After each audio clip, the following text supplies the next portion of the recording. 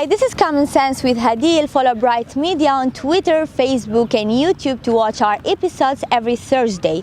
Weeks ago, Middle Eastern countries agreed in Warsaw that the Iranian regime is a threat for the Middle East. But from the very first moment, the Iranian regime has made it clear death to America is their passion.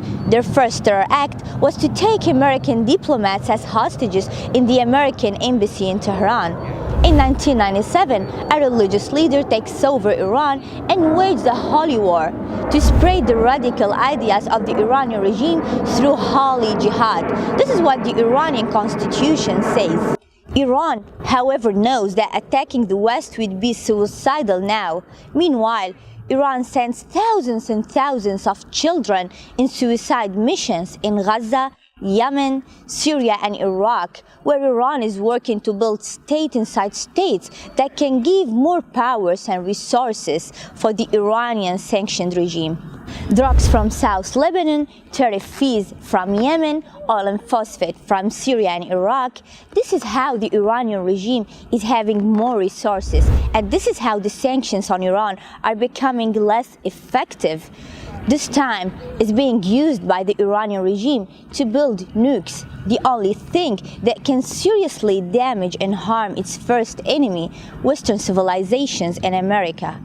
Today, North Korea, with its advanced ballistic and nuclear capabilities, it's way much harder to convince it to give up its nuclear weapons. Can you imagine how dangerous a nuclear Iran can be in the Middle East, where tens of militias are fighting for its radical ideology? Matthew Brodsky, a Middle East analyst, will join us to tell us more. How serious is the Iranian regime's threat against the West? Well, they've been putting that in practice from the very start of the revolution in '79. It started with the hostage taking for Americans, lasted for 444 days. From there, of course, we recall American troops, Marines inside of Lebanon, and there were the barrack attacks that killed many Americans there in 1983. Discotheque bombing inside of Berlin also in the 80s. And what we've seen is this continue up and through when we had the United States in Iraq during the last decade.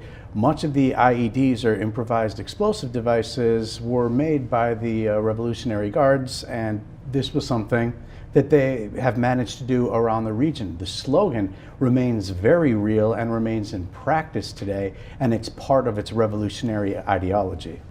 So do you think the West should be worried about the Iranian threat, or the slogans against America and the West is just a propaganda and the real war is in the Middle East?